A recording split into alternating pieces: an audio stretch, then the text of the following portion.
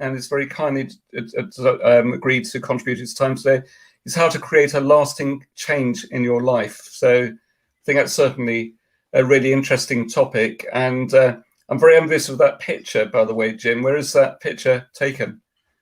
That is on Anglesey. So last year we came back. We'd been living in Bulgaria for about a year, and we came back to England during one of the lockdowns. So we had to isolate, and we isolated in Anglesey, and we permitted ourselves a wild camp on the beach as part of that self-isolation. So it was that was taken then. It was absolutely glorious. It's like right on the edge of the beach in the back of the van with the doors open. Lovely. Yeah, I love Anglesey. It's quite a few years since I've been there with Wendy and our son, but it's got lovely beaches there as well, if I remember correctly. And you're far from you, is it, Anglesey? I don't know. It's probably about 75 miles, 100 miles from you. I'm not sure. So like an hour and a half drive for you. So if you get a chance, go there. So, yeah. It's not that close then, but yes, we will. Right. So anyway, it's interesting you've done that, Jim. And what plan to do? I've just lost the slide deck. Just give me a moment. Here we go. That's it. Sorry. So in terms of a little bit of an introduction, obviously those of you who remember who come regularly on these live streams, you will appreciate that we're very much here to support you in your business growth, and do feel you can share this live stream with your friends and colleagues as well, or your network. We do love people to be involved, and also we like to concentrate on working with our clients and supporters to help them to build value connections, and we'd urge everyone to build on the deep relationship of trust, and that is how really exciting relationships are built and ventures created and potentially business done. It's by building on depth as well as width in terms of those relationships. A little bit of introduction as well in terms of what we do here, and then we'll be obviously coming straight to Jim and digging down on the detail. In terms of what our service comprise of, a number of you will know of us particularly to do around what we class the lead generation, prospect nurturing, sales optimization systems under what we class the social selling blueprint, which includes a service called Biz Growth Time Machine, which helps people to win more business through LinkedIn. We've since extended that out quite a bit. And actually, this is also another reason why I'm really interested to hear what Jim's got to say here today, is we started introducing a new service in January this year, which has been very well received around brand amplification. And we're, as from the beginning of July, introducing a service around your value brand optimization system, which case, obviously, Jim, it could be a great opportunity to speak about that, of course, and what we class as strategic guidance system. So what we refer to there as having your business dashboard, whether it's your it's a 1 or 2 page document which summarizes your business plan, living, breathing document, or it's your marketing plan, or whether it's your sales figures actually worked out backwards. So for every one sale that you get, what activity do you need to put in place to generate those new leads and opportunities? And the other part that's also being added in from July is what we class as client enhancement referral systems. So with that, it's about making sure you surprise and delight clients, so they want to refer and also want to spend more money with you, as well as enjoy the experience of working with you, of course. Moving on a little bit from that, is what would be really good to hear is what you're really passionate about, why you do it, and do be bold with your questions. We love those questions coming. I'll just very briefly summarize about myself and Miral. Something that you'll be very familiar with is that we love what we class as creating virtuous circles, get that right, where in effect you are building not just so it's a win-win, but you're building relationships so based on depth again, but trying to put things in place so everyone actually wins out the relationship, whether they're a customer or a prospect, or whether they're a supplier or a member of staff or an associate. If you can make everyone feel good about that relationship, it bodes really well. And Miral, I'm very blessed to have Miral. Miral's my right-hand person who just makes sure behind the scenes everything gets done. And I think that's enough about us. I think what we really want to do now is to hear about Jim. So with that in mind, Jim, what I'd really like to know is about the real Jim Hughes. I had to get this enlarged picture on the slide. And also, I think prior to today, we sort of discussed about trying to get a bit of an understanding of your background as well, because when you were much younger, that really helped you to define who you are today. Could you just share some of those, in about 2 or 3 minutes, just share some of those experiences and how that's really helped you to develop, and what's really driven you to offer what you do today in terms of service to clients? Yeah, it's a really critical part. I think it's a critical part for anybody, and the more aware people can be of their background and how it shaped them, I think the more powerful it can be. And for me, I didn't start coaching until I was about 30 actually, and I had to uncover who I truly was in order to allow myself to do that, to give myself permission to show up in the way that I wanted to show up, to connect with clients the way I wanted to connect with them, to talk about the stuff I really wanted to talk about. And for years, I'd been kind of living this alternative or treading this alternative path where I was trying to be somebody else that I wasn't. In particular, running this engineering business in Australia, where I was turning up to meetings, and I was like suppressing my personality, and I was trying to fit in, and it ended up just becoming somebody as bitter as everybody else in the industry was at that time. And I was just trying to fit in, and I wasn't sure who I was supposed to be, and it ended up leaving me feeling so misaligned and so detached from what I wanted to do. And that was the culmination of all of this. I suppose this lack of self-awareness as to who I really was and what I really wanted to do.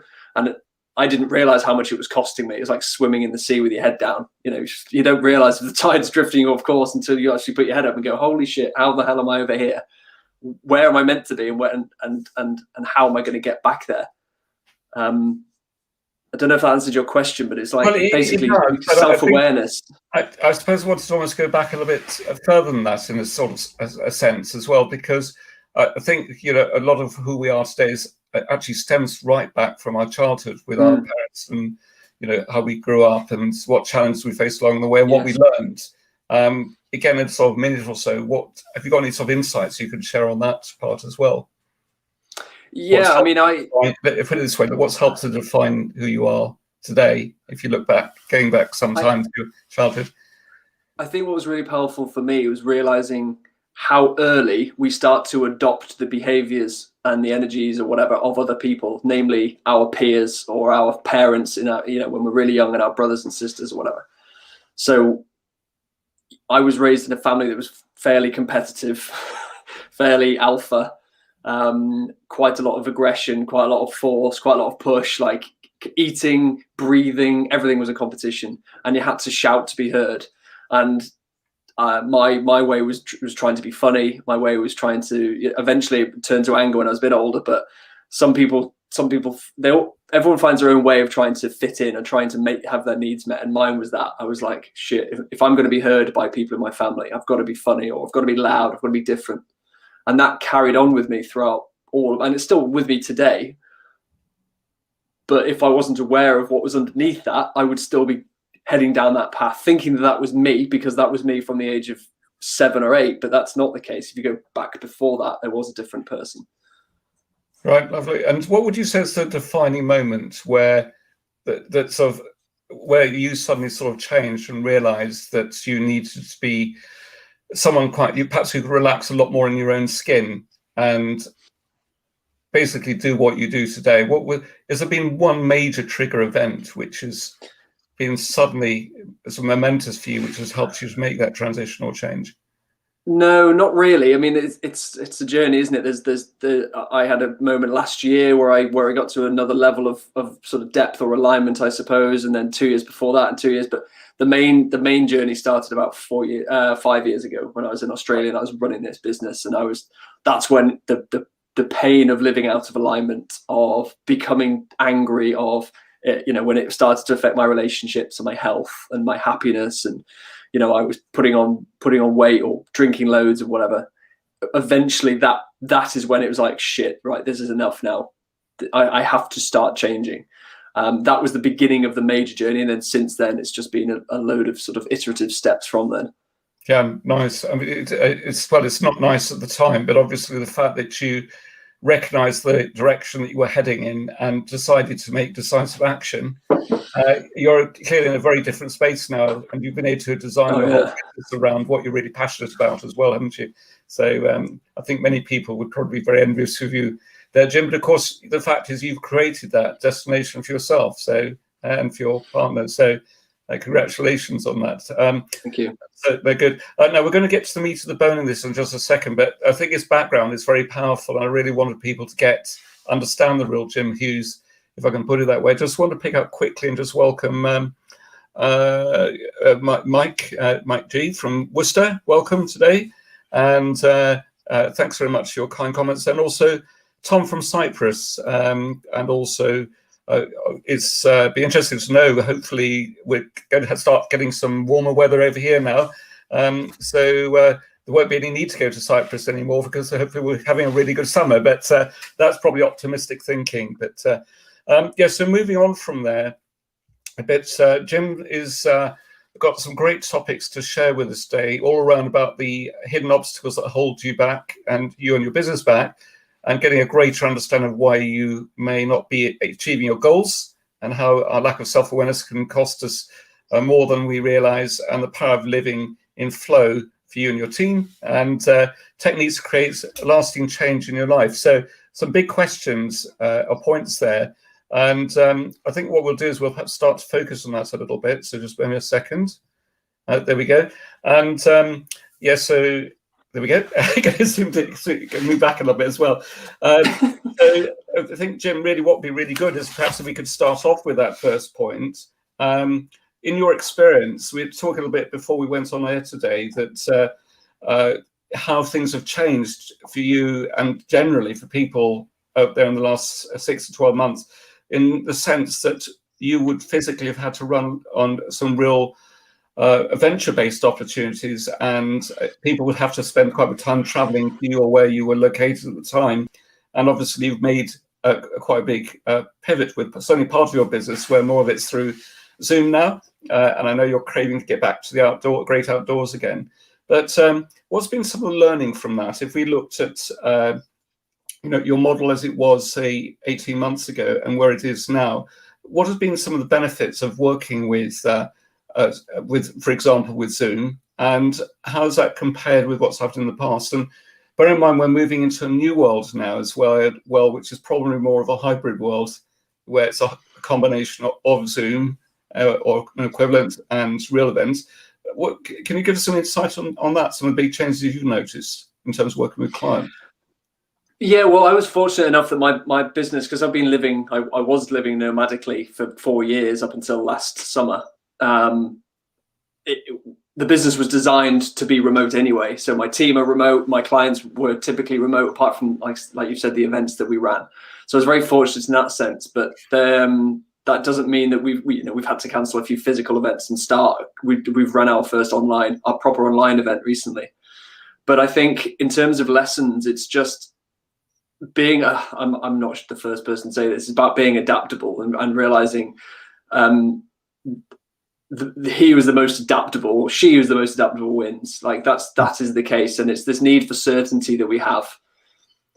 If we can tolerate uncertainty, if we can tolerate not knowing what's around the corner, and instead we get that certainty from ourselves, we trust ourselves, we trust our team, we trust our brand, we trust our customers, then we are way more inclined and capable of dealing with the uncertainties, with the surprises. And COVID was a brilliant example of that. So brilliant, very harmful and painful and not a nice experience for millions of people. But hopefully you see my point.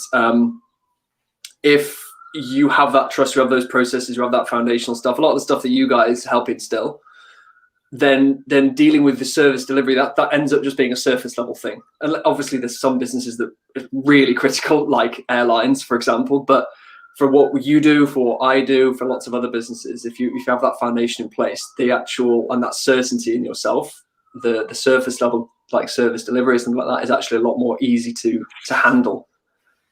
Does that make sense? Yeah, no, it does. And that's one of interest. Just focus on the Zoom part for a second. Obviously, with a lot of your support training you do with clients in terms of helping them on their journey, we talked about earlier on the two-dimensional world of Zoom. How can you read body language to the same extent, or have you been able to compensate something to a certain extent how you ask questions and equally how clients respond? Have you found some elements easier because of technology and other parts much more difficult?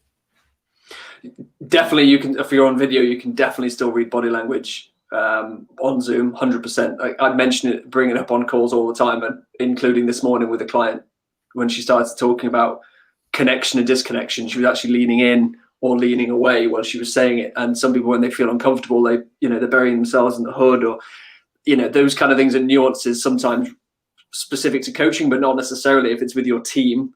You want to know if they're feeling comfortable, if they're happy and where they are. So yes, you can definitely still read body language. The benefits of Zoom are the fact that you don't need to have a team close by geographically. You don't need to have clients close by geographically. You can find the best people, work with the best people anywhere in the world. And it's just about sort of leaning into that and using it for its advantages. And then still getting together physically, of course, when you can. So from your point of view, has it made the whole coaching experience, as far as clients are concerned, easier in a number of respects or more difficult? Good question. I'd probably say, I definitely lost revenue at the time, but the business still grew. I would say both, but easier in the sense that people now are more educated on Zoom. They know to have their microphone on mute if we're in a group setting and they've got noise in the background. They know about turning videos on and off and all that kind of stuff. So you have to educate your client less on Zoom than I used to 3 years ago. And also for this last online event we ran, I don't believe I would have been able to even propose that concept, because it was 2 12-hour days on Zoom, also 12-hour and a 15-hour day. I don't think I would have been able to propose that concept had people not become their paradigm or their reality had changed. And the third element of that is, by the end of that second day of Zoom, they're like, that event was amazing, and now I can't wait to meet everybody physically as well. So so it kind of had that extra layer on effect of, that was cool, but shit the bed, I really appreciate the physical stuff even more now as well. I think it's pretty tough sitting down in front of especially if you're hosting it as part of a 12 or 15-hour day. That's quite something. I think most of us would have been totally finished at the end of that. That's really interesting. Thank you for that. I think it's a deliberately asking that type of question as a bit of encouragement to those of you who are joining in today as well, because we all being well, assuming this virus, we are getting under control. And so far, apart from a few things which are going on at the moment, it looks as if we're heading out of the worst of this now, thank goodness.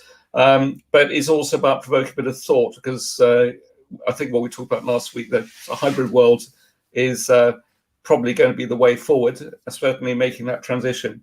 So it's really interesting in terms of this whole thing about holding you and your business back. And I think there's an expression about getting out of your own way as well, isn't there? So I think we all, and I'm certainly guilty of it, we all exhibit certain repeating patterns of behavior.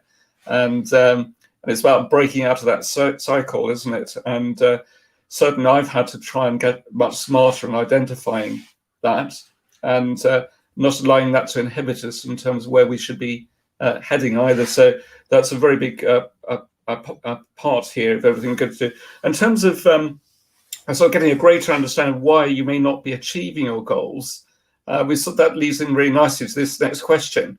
Can you give us some examples where that can cause some real issues? And what are some of the solutions around that? I think, I suppose what I mean by this sort of general theme is around, and it goes back to your first question about who am I, who's the real me, and where does sort of self-awareness play into that? The hidden stuff is when, like you've just said, it's the limiting beliefs, it's the patterns that are repeating over and over again. Where we have a narrative of who we are, we have a narrative of what we're capable of, we have a narrative of where we fit in the world, and we have all of these beliefs, and we think those beliefs are gospel and that they're written in stone, but they're really not. And obviously you can relate this to COVID, you can relate this to doing things via Zoom versus physical events, but it's so much deeper than that, and it's so much broader than that. So when I say the hidden obstacles that are holding you back, it's that inner voice that's going, you can't run a 2-day thing on Zoom. People are going to fall asleep. Or why on earth would anybody fly to come and see you in a meeting, in an event to do this? Or you're not worthy of having this. And that's what I mean by hidden obstacles, those voices. And then they're the things that are going to hold you back. They're the things that are going to stop you realizing what you're capable of realizing. And you don't even know what you don't know. So in a sense, does that tie in quite a bit with what some people would refer almost as being self-sabotage? Yes. Yeah. Absolutely. Yeah. Absolutely. We have these characters. I mean, I know there is work out there about the saboteurs. I think that's called 16 saboteurs. I'm not hugely familiar with that, but work we do with our clients is identifying, we call it the cast list. And we say, like, view your life like a play or a story or a film, a movie or whatever. And rather than you being one actor in that, you're the director. And that you have all of these characters, all these different sides of Rupert. It's not just one Rupert. It is the angry side. It's the funny side. It's the business side. It's the loving side. It's all of these different sides of you show up, and they're all triggered by different things. Some of those sides of you believe that you're capable of reaching the stars. And some of those sides don't think you deserve what you've got. And it's that narrative, that conversation between those two voices. Yeah. So it's understanding who those are when they come on stage, when they grab the microphone. And some of those are the saboteurs. If we don't believe we deserve something, they will come. It's like a thermostat. As soon as the heating gets to 30, the thermostat shuts off, because that's what we believe our limit is. If your saboteur believes you're only capable of X number of clients or pounds in the bank, and you get that, bang, it'll shut off. Yeah. And the easiest way you can tell if somebody has that is they'll show a repeated pattern in their life of getting to a certain level of happiness and wealth and success, and then it'll diminish, and then they'll get to their rock bottom, and then it'll come back up again, and then they'll get to that point again, and they can reinvent themselves 100 times, but unless their thermostat changes, unless that saboteur voice either it is diminished or goes, that pattern is going to be repeated. Yeah. That's really interesting, and I think it's actually a very big subject, actually. And this again goes back in many cases to people's childhood or things that have happened when they've been much younger, too, doesn't it? And I think in terms of sort of strategies around that, if people feel that they're getting to certain patterns of, say, negative behaviour, and someone else has perhaps helped them to identify that as a particular challenge. Have you got any techniques in order to how to manage that part? I mean, does that stem back almost to our reptilian part of our brain? And if so, how do we slay that dragon? If that explanation is correct. Well, yeah, I mean, it does tie to the reptilian brain. Our brains are wired to survive, not thrive. So these cast lists, these cast members are there for a reason. We've created them because they're helping us survive, and only a couple of the characters are there because we want to thrive. And so, yeah, in that sense, it's ancient. And Renato will be able to tell everybody way more about that than I would. But it's understanding which of those characters it comes down to awareness. Everything, in my opinion, starts with awareness. If you can understand that you do have these voices, these sides of you that show up and don't want you to succeed. They want you to play the victim. They want you to be in pain. They want you to be underperforming. They want you to be at a certain level. If you can identify that, that's crucial, because a lot of people don't. They think they are one thing. I am just Rupert, and I have all of these. I just show up differently in different times. I have no control over who and when. There's no power in that. There's no clarity around that. If you can separate them all and understand, I had the same conversation with a client this morning, breaking those apart and realizing, oh shit, it's not just me, and it's not all interwoven. And if I take that away from me, it all goes. Not the case. We can just get awareness of when those voices come, and that's where it starts. And then with the awareness, then we can start to say, well, now I have the awareness. Now I have a choice. Do I want to let this side of me continue to hold the microphone? Or do I want to give the microphone to another side of me that's going to help me get to where I want to go, that's more loving, that's more fulfilled, that's more at peace? Nice. And that's really powerful, actually, isn't it? And I really think, I mean, I know, thank goodness, in many ways it's getting a lot better now, in a number of respects, although I think there's this, the services which are available out there so subscribed, in that sense, because the problem's got so big now because of problems have been exacerbated because of lockdown for obvious reasons, I guess, and therefore perhaps some of the resources available are very stretched now. But there is much more recognition of this, isn't there? But I think for this to be really effective, it does require people to act almost as a bit of a mentor to that person, to really help the person identify with those challenges or those patterns of behavior. Obviously, it can sometimes be a partner or wife or husband. It could be in business. I mean, one of the things I've always tended to do, I'm very lucky with Business Growth Bureau because we've got like an internal advisory board, which is made up of volunteers and people are keen supporters of the organisation. And it's really good to be able to just bounce off people and just get their opinion, especially Absolutely. if you empower them or enable them so they can actually say what they think as well, because you have to be able to take the good with the bad as well, or the bad with the good. But I think this is obviously someone like yourself. People need you, and obviously other people out there. So probably more than ever. So it's good that you're out there able to do that. Obviously, you've talked a bit about the self-awareness part, and if someone sees that they have fallen into a bit of a trap, and are there any good resources available which you perhaps have identified? I mean, for example, are there people that possibly even someone like yourself looks up to a little bit for a bit of inspiration? Have you got any tips over that where they may be able to find that inspiration from? So I think the first thing I want to clarify is that this applies to people who want to change.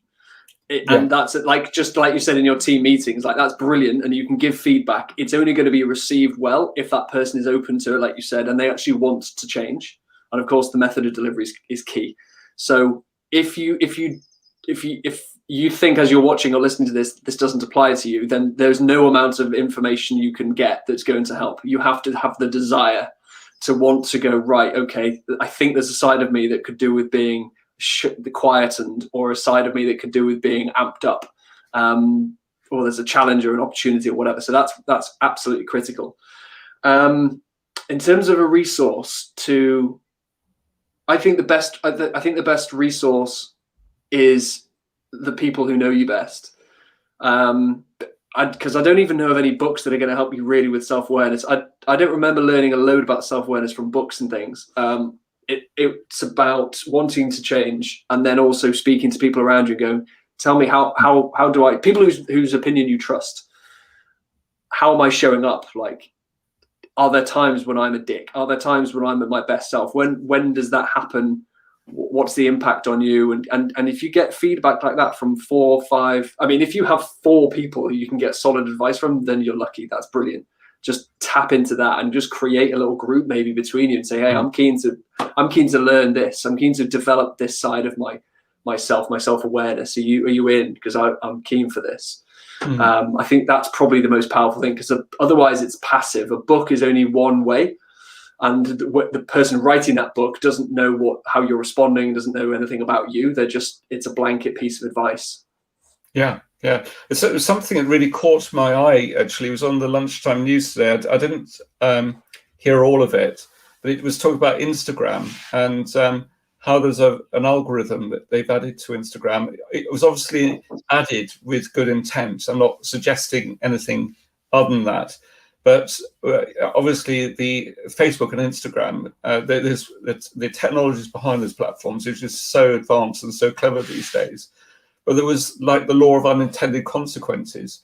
So, for example, there was an algorithm which, if people want to be able to identify people which, for example, wanted to diet or lose weight, you could actually target an audience which wanted to diet or lose weight, and then you start to see adverts come up for those type of products or services. Now, Instagram and Facebook, to their credit, and obviously they get a lot wrong as well as right. What they have done is they always are trying to make sure adverts are always approved before they go out. And there's certain types of adverts which they're very sensitive about. But the difficulty in this particular case was people were also being targeted who'd got, say, bulimia or anorexia, as the case in point. and it caused a real issue, so much so that it was on the lunchtime news. And Instagram have actually had to make a very quick algorithmic change so that either that feature is removed or that target is removed, or they've made some change to the logic. But you can see how complex some of this is, can't it? And the trouble is, if someone is the wrong mindset or very vulnerable, they get being targeted with the wrong type of advertising. It can actually reinforce a pattern of behaviour rather than help them. Exactly, and if they go to the wrong person in the wrong moment, and the person and their friend delivers that feedback in the wrong way, that can crush people. Like, I work with people who were 2 years ago, they had a conversation with somebody they cared about, and they read it wrong. It just blew up. It just all went wrong, and it put them into a spiral, rightly or wrongly, and they're just getting out of it 2 years later. So it's critical that like you say, who you're targeting, how you're receiving it, how they deliver it. Yeah. And someone like yourself, for example, is quite often dealing with people who are probably quite vulnerable as well. So presumably you have to be very aware of that when speaking to people. So just picking up something Jim's just mentioned a moment ago as well. And one of the things I'd urge people to do, join us on the call today, but a number of you who are regulars here, do reach out to each other privately, by the way, because we're going back to this whole thing about forming groups and this type of thing where you're here to support each other. That really is a really big thing. So you'll invariably find there are people who've got similar challenges, pains, and that they'd like to be able to bounce off other people. So do reach out afterwards. So actively encourage that. And I think you talk a lot about sort of living in flow, don't you, with as far as you're concerned and your team. I suppose looking at it from a team point of view to start with, how can you make sure your team is well aligned to your mission and vision, and equally the other way around? That's a really good question. Again, starts with awareness. So you've got to know, as a team leader or founder or whatever, you've got to know what your flow is for a start. So if I was trying to create a team in flow 5 years ago, it wouldn't have been flow. It would have been swimming upstream like I was, or in the wrong direction. So you've got to have the awareness of what your flow is and who you are, how you show up, how you're triggered, what works best for you, the environments that allow you to thrive. Then you've got that foundational self-awareness, wisdom, or whatever, to then bring other people into that discussion. So if you want people in your team to be aligned from a mission and vision point of view, the recruitment process, the hiring process is absolutely critical. I'm sure you've heard a million times: hire slow, fire fast. Like that. Bring people on board who share your values. Values are so important. It doesn't have to be mirror images of you. In fact, they shouldn't be. But deep down, their values are aligned. They care about the same things. They want to make the same kind of impact in the world. They have the same beliefs. Then when they're in the team, then it's a case of showing up authentically and encouraging them to show up authentically. And those group meetings that you talked about, they're critical, because if you want your team to be honest and vulnerable, you've got to lead with that. You've got to show up with honesty and vulnerability. If you want them to have more of a rounded lifestyle and go and do cool adventurous stuff, you've got to be living that lifestyle too. Otherwise, you just look like a hypocrite. And I can't remember who it was that said recently, we are not wired to follow hypocrites. We smell them from a mile off. Yeah. So you've got to be, whatever your values are that you state, live those values. Otherwise no one's going to follow you. Yes, it's. I think what can also be very exciting around this, as well, is when you get people who perhaps overtly are very successful, and they manage to build up perhaps a very successful business, and they decide to make themselves very vulnerable, probably for a lot of money, it happens to be said, because they're offered a lot of wodge of dosh, as it were. But there's an American series at the moment, which I don't normally get into, because unfortunately, a lot of American shows tend to very much trivialize these things. But it's called The $1 Billion Entrepreneur, and it's got Grant Cardone in it, as well as two other very successful ladies. And but the interesting thing is, in that series, it's got to about, I think, series 7, episode 7.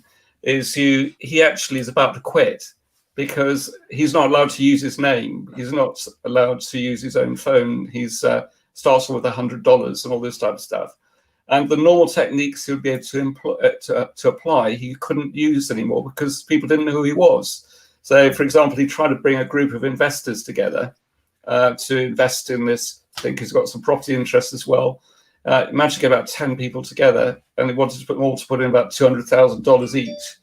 And the guy was totally crushed. No one would go for it. Whereas in his normal home environment, of course, if he was out on stage speaking to large audiences, he had such a big following, he could pretty well do what he wanted. So, and then people started then doubting his integrity and honesty, because people realized he wasn't allowed to use his name.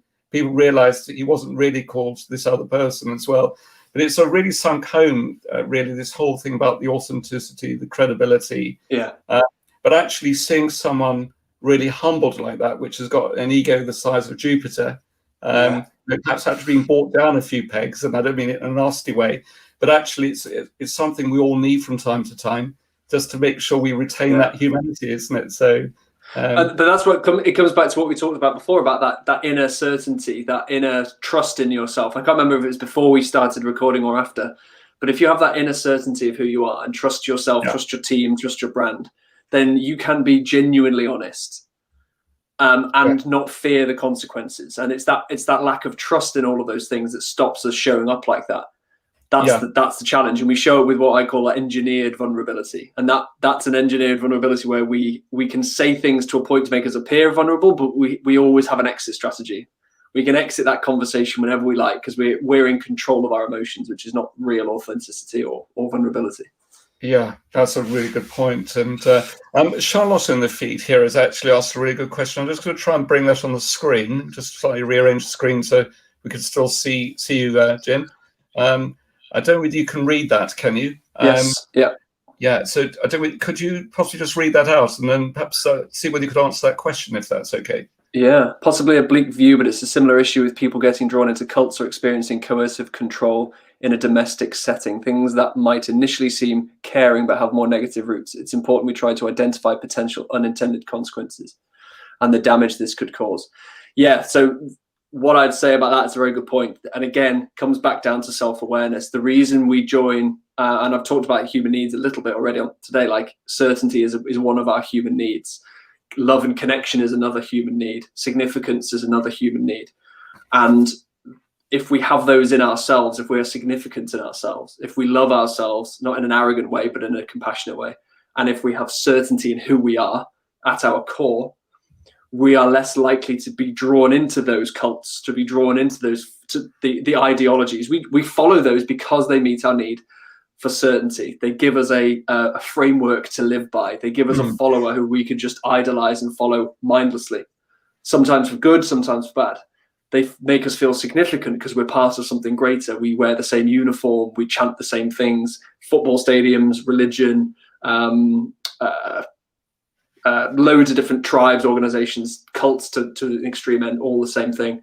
They give us that loving connection because we share that bond. And people who come out of the military say that they'll never have a bond as strong as that, even with their wife, as they had with the guy who go next to them in the trenches or in the foxhole. So yes, what Charlotte's saying is bang on. It may be a bleak view, but people are drawn into those relationships that may be coercive because they don't have that certainty or self-awareness in themselves. They're getting their needs met through other people, through an external entity or an external thing. Yeah, thank you for that, Jim. That's very insightful. Just a slightly different question. It's not on this sheet. You did say you wanted to be prepared with a couple of other questions. Obviously, there's a lot of business owners, which have been clearly very badly affected by what's sort of going on at the moment. And obviously, hopefully, a number of those also have actually, as you've been able to make the transition and have been able to come through on the other side. But where you've got someone where possibly, take a case in point, something's gone really bad with their business and they perhaps lost everything. Maybe they've lost their business because the guarantees are kicked in.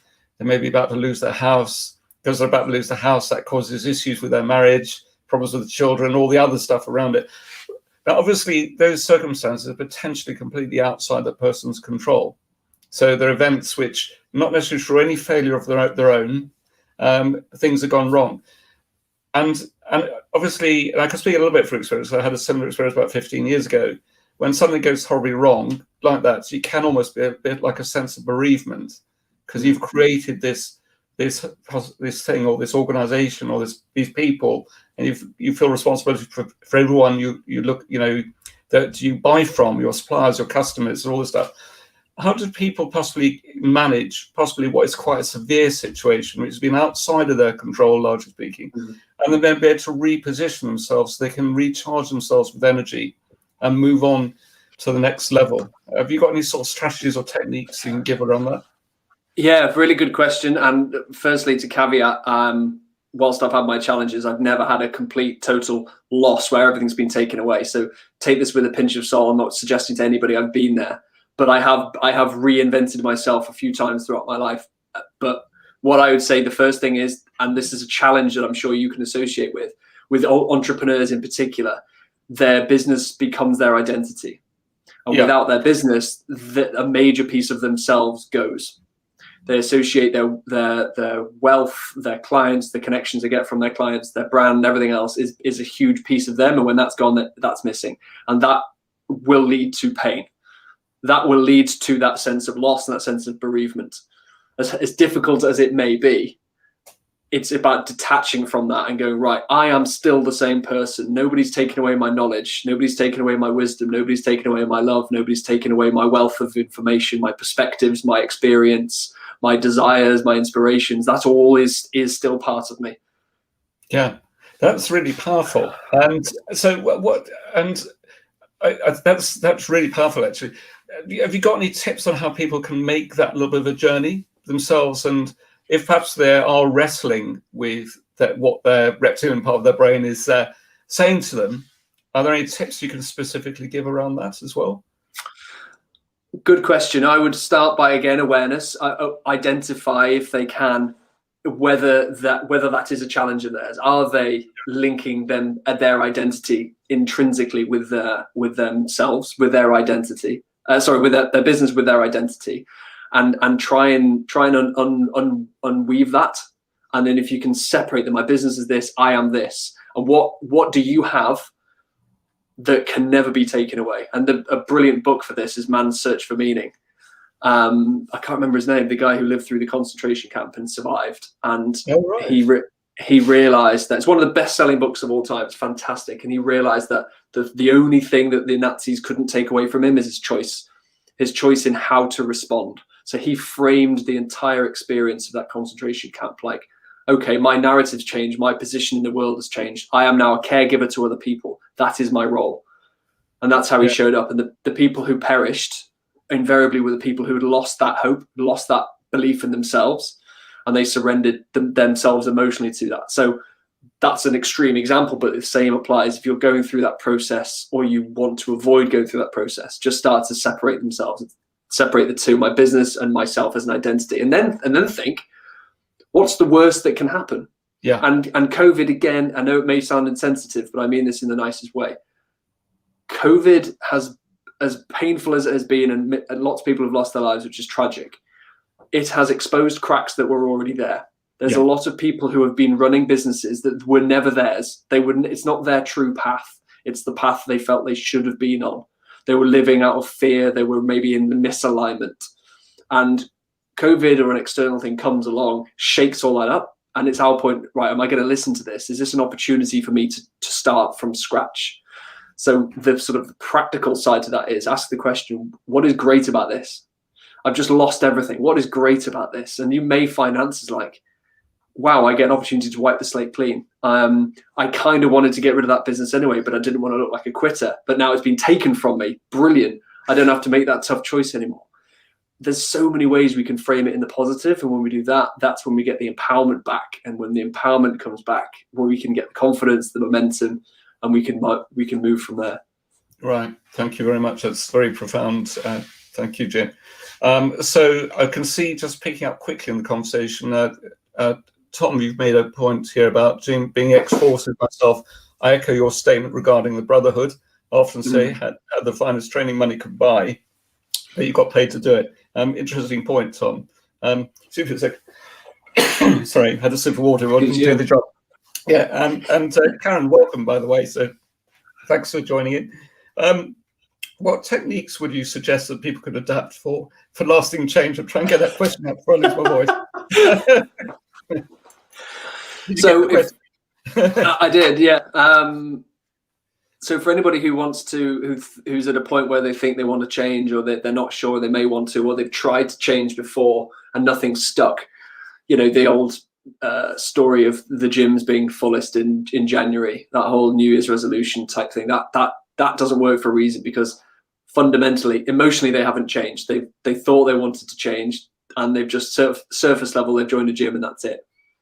If they want to create lasting change, they've got to want it, like truly want it. And the bigger the transformation, or the bigger the change, the more you need it, because the uncertainty is scary for humans. We don't like change. We don't like the unknown. So we need to be really aware of the cost of the status quo, whether it's a business that I'm running, or the relationship that I'm in, or the weight that I am. We need to be really conscious of what that costs us in terms of our money, happiness, relationships, all that stuff. And then we need to start falling in love with the alternative, with the new reality, the new business, the new team, the new partner, the new slimmer version of Start. If you fall in love with that and you realize, oh my God, I cannot continue with this, like I did in Australia, when I came to that point in Australia, I visualized the new reality, the new nomadic living, the new business, the freedom, all that stuff so much that I couldn't not have it. Yeah, I was like, shit, I'm not doing anything else, because that made me realize how crap this was. And then change. I didn't have to be pushed from that. That was a pull. That was a pull energy to, wow, that's amazing. And then start surrounding yourself with people who share that vision, who aren't trying to hold you back, who don't want to keep you where they are, where their limiting beliefs exist. You want to find people who are already on that path, either ahead of you or with you. You've got to make these things work. You don't want to fight gravity. It's about finding your own tribe, basically, as well, isn't it? And also, lowering yourself to the lowest common denominator. Try and surround yourself with people who actually aspire to be being better versions of themselves all the time. And obviously, 100%. Money, you know, people can be very drawn by perceived success around money, but actually, in real terms, it's also about personal values and beliefs, and you know, who's going to help empower you to move on to the next part of your journey, and how can you help them as well. So that's really good. Now, we're going to do a little bit of out of 4 or 5 minute wrap up, as it were. But what I'd like to do is as a question I'd love to ask you in a moment, Jim, as well, immediately after that. And also, those of you who joined us today as well, do come up with a couple of questions in there. Miro, if you could be on the lookout a little bit for that as well, because sometimes it's a bit difficult for you to see what's in the feed. That's good. Jim, just so Miro has a time to look it up as well, because I asked Miro to put the link in the window. What was the name of that book again? Man's Search for Meaning. Man's Search for Meaning. Yes, yeah? And I can't believe I've forgotten the name of the guy who wrote it. Yeah, can you see where you can find it on Amazon? If it's there, Miro, put it in the chat as well, if that's all right. So yes, do come forward with any points or questions. I always like to hear those.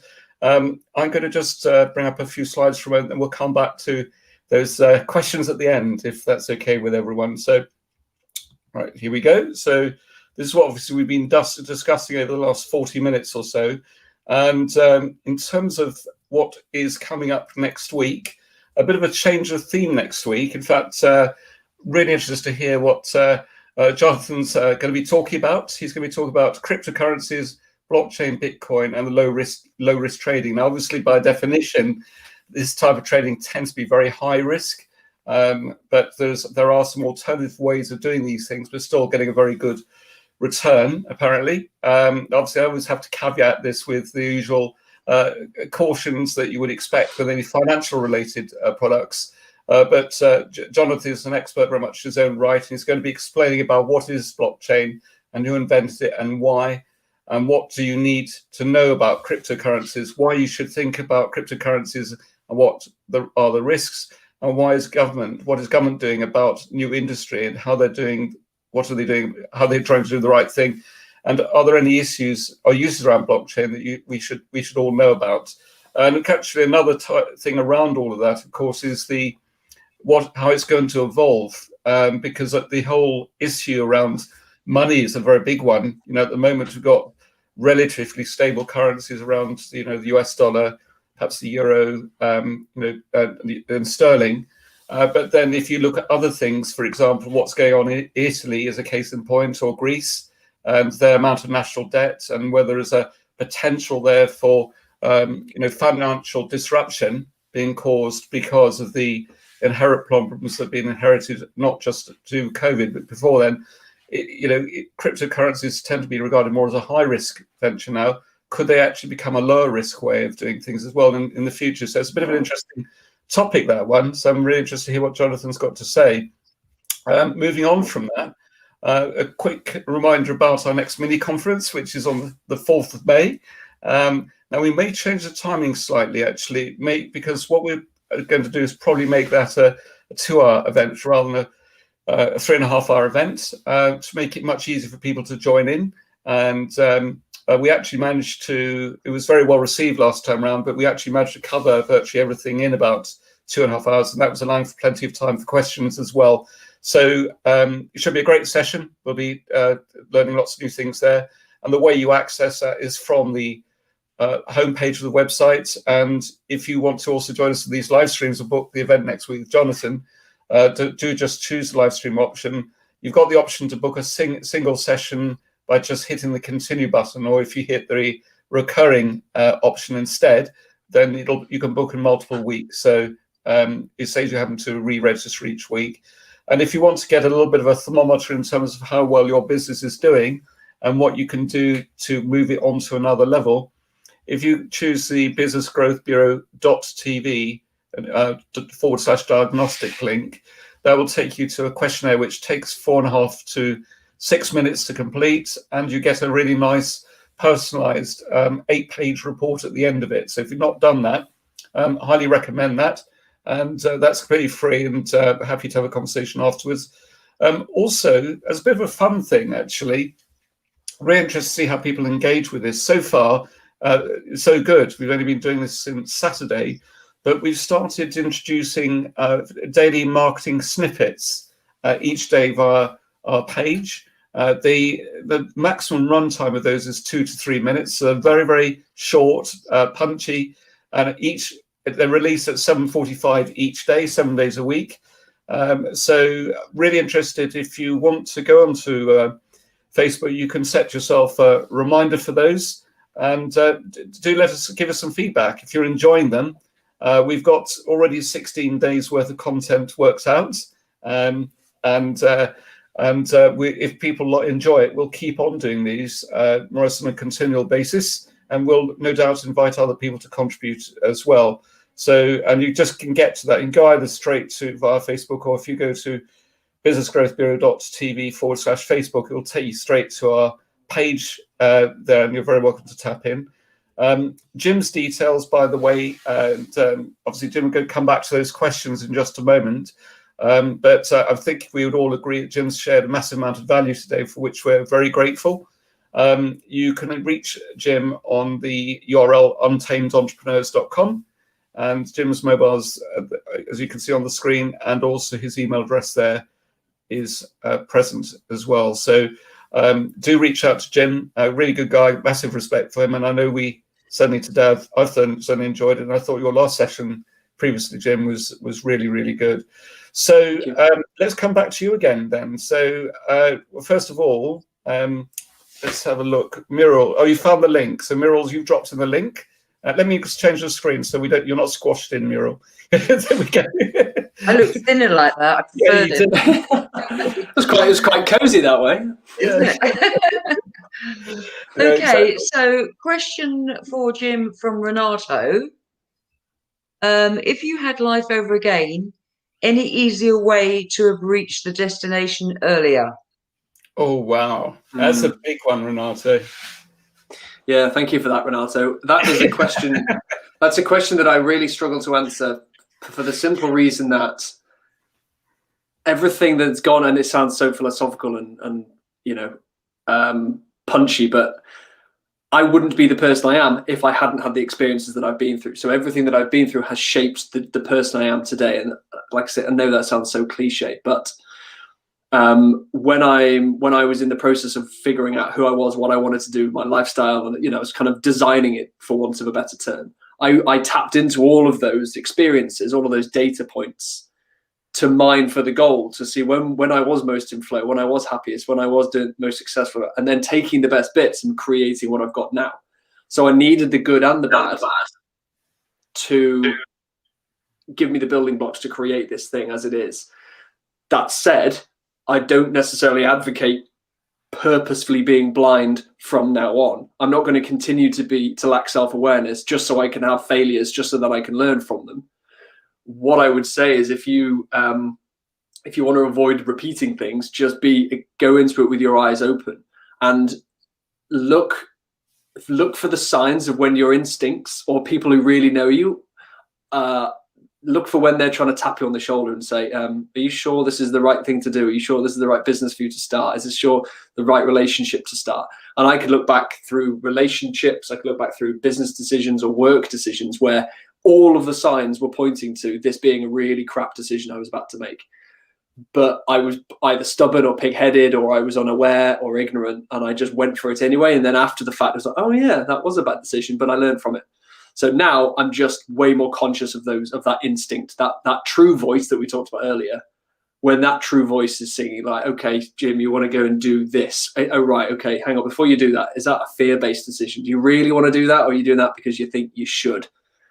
Good point. Yeah, maybe it's that. And it brings into the topic of having the right people around you again, because they can bring you back onto the straight and narrow. So my team, Ed, who works with Untamed, he knows me so well now. When I propose something, he'll be able to go, let's just bring it back to this checklist that we both agreed on. And I know who you are. Like, is this something we really want to pursue? So two elements there. Yeah, oh, that's great. I love it. There's one link to a video I must share. I'm going to just try and switch screens just for a moment without hopefully cutting everyone off. So just bear with me a moment, and because I want to just think you might find this very entertaining. It's actually got a really, really good meaning. In fact, what I'll do is I'll see if I can share my screen. So just give me a moment, and then to stream. Sorry, it's not that one. I had this problem before. Hold on a moment. Video file, stop screen. It's not. They don't make it very easy in this platform, actually. Fun enough, and that's me blaming something else, of course, which is probably entirely my fault. Let's have a look. Right, Chrome tab. There we go. That's what I'm looking for. Okay. Now I'm just going to. This is our website, which you probably all recognise. I just make sure you can see it. If you go to the TV video section, go straight to the last option, which is great TED Talks or inspirational videos.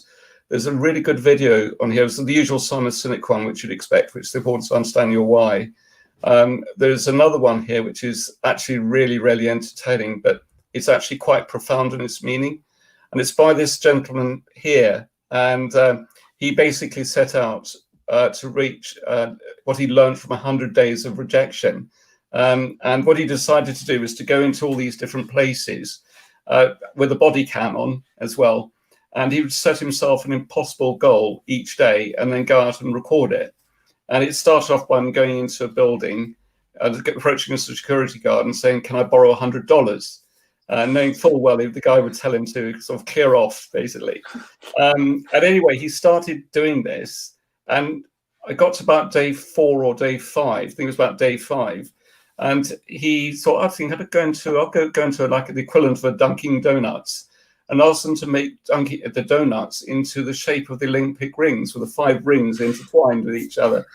And the person scratched his head for a moment or two and basically said, actually, I can do that. He said, give me 5-10 minutes, I'll come out with something for you.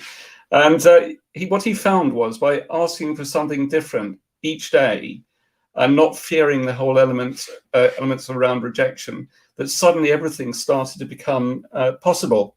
And it's a really highly entertaining video, which I would suggest everyone. So I think it's only about 10 or 15 minutes long, very funny. But actually, if you listen to the underlying messages behind it, I think certainly I learned a lot from it. And I think Mira, you found that very entertaining as well, haven't you? So a little bit of a point there. There is one sort of last, actually, I'd rather ask another question because I think we've covered a lot of ground, actually, Jim, and I'm at risk of repeating some we've covered already before. Have you got some of these sort of closing tips or thoughts that people perhaps should take away from today? No, I mean, we've talked about change, and like I've said earlier, if for change to be successful, you have to want it. So yeah. I'm reluctant to sort of suggest anything to anybody, because there might be people listening who don't necessarily want to change. What I'll say for those who do want to change is, how much do you want it? And if you want it enough, you will make it happen. And if you don't want it enough, admit that. There's a very big difference between responsibility and blame. And we blame other people, other things for our lack of change, for our lack of success or growth or whatever. But there's no power in blame. There's 100% power in taking responsibility. So when I used to live in Spain, I wanted to learn Spanish, but not enough. And I could have said, well, the people in Spain want to speak to you in English, and I'm working with English people all the time, I'm growing a business. That would have been blaming other things. There's no power in that. But I took responsibility and said, I didn't learn Spanish to the extent I wanted because I didn't want it enough. I wanted to grow my business more. That was more important. And that is so empowering. Same outcome, but I'm taking that on board as something I have choice over. So it's the same with change. If change hasn't happened in your life, it's because you don't want it enough. And own that and see how much power that gives you. Yeah, that's seriously powerful.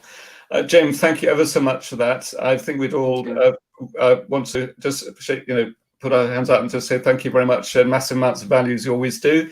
Hopefully everyone today has enjoyed the session. It's a bit of a different theme next week, so do join in. And in fact, funny enough, our son was talking about cryptocurrencies earlier on today, so I'll be really interested to see what comes out of that.